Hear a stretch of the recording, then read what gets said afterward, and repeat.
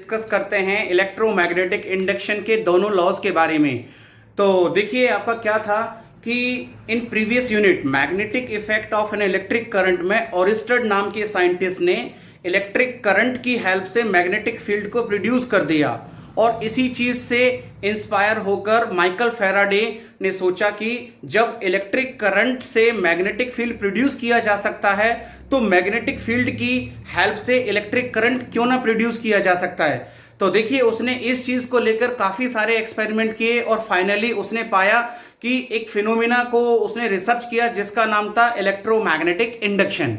तो students electromagnetic induction के बारे में आप पहले वीडियो में पढ़ चुके हो। तो देखिए हमारे पास क्या था, हमारे पास कंसीडर एक आपका कॉइल है जो कनेक्टेड होती है गैल्वेनोमीटर से, जब और एक बार मैग्नेट है जो रखा हुआ होता है कॉइल के पास में। जब ये बार मैग्नेट मूव करता है टूवर्ड्स द कॉइल तो आपका क्या होता है, इंड्यूस्ड ईएमएफ प्रोड्यूस होता है आपका कॉइल के अंदर, ठीक है। और जैसे हम क्या कहते हैं, गैल्वेनोमीटर शो करता है उसका डिफ्लेक्शन को, और इसी फिनोमिना को हम क्या कहते थे, इलेक्ट्रोमैग्नेटिक इंडक्शन। तो देखिए हम इसको थ्योरी के रूप में कैसे पढ़ेंगे, means when ever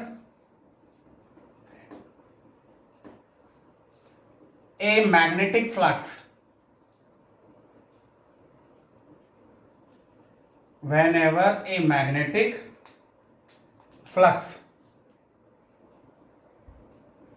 linked with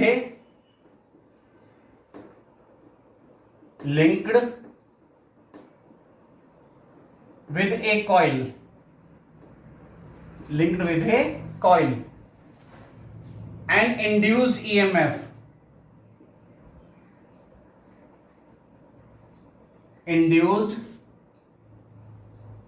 EMF is produced.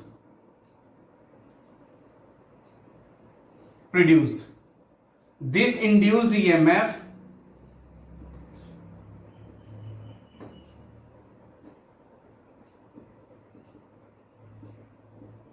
lasts as long as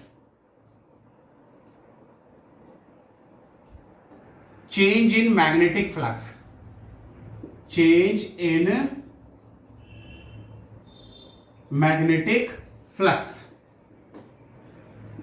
This is called Faraday first law of electromagnetic induction।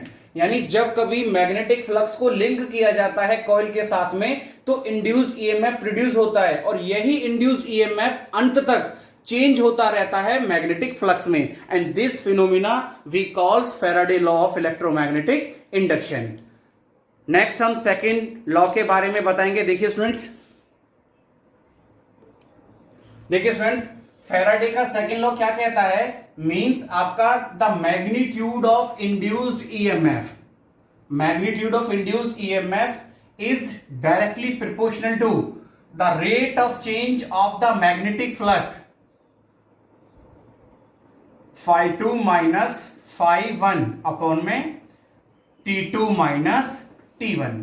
यानी the magnitude of induced EMF is directly proportional to होता है rate of change of magnetic flux per unit time taken, is called Faraday second law.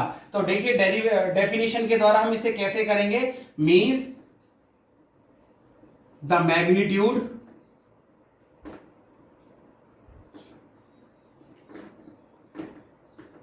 magnitude of induced EMF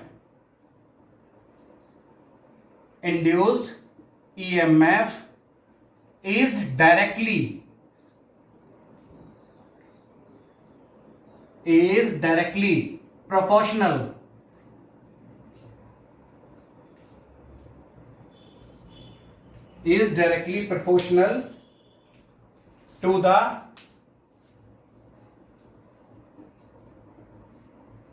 rate of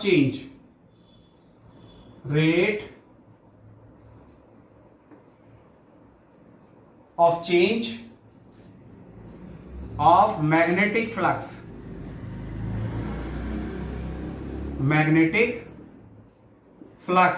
per unit time taken।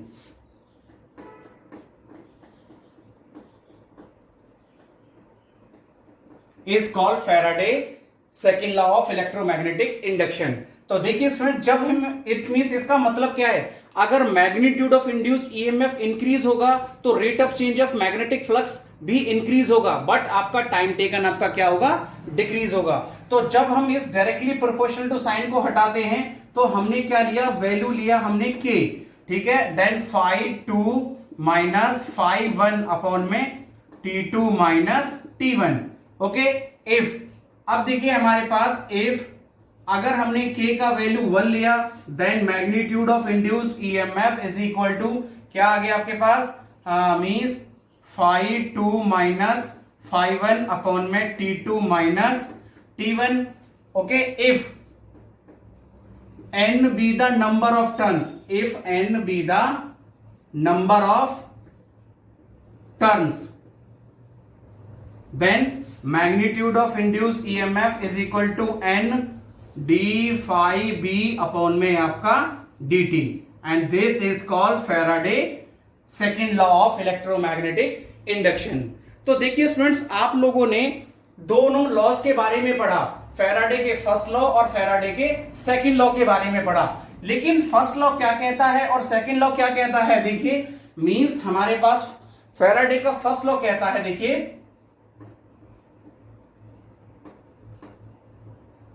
Faraday first law और Faraday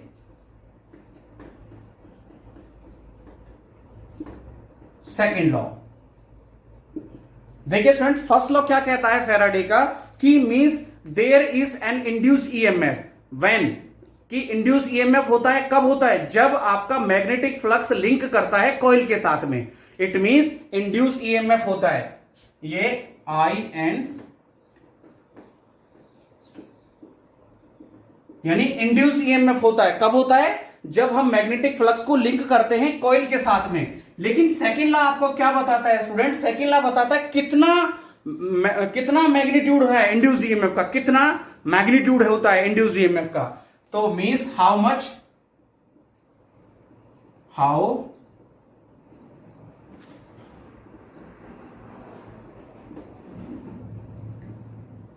induced EMF, ये second law बताता है। और ये induced EMF किस direction में move करेगा, ये आपका लेंज लॉ एक्सप्लेन करता है, जो कि हम अपना इस लेंज लॉ के बारे में नेक्स्ट वीडियो के बारे में डिस्कस करेंगे। ओके स्टूडेंट्स, चैनल को लाइक और सब्सक्राइब कीजिए। Thank you very much.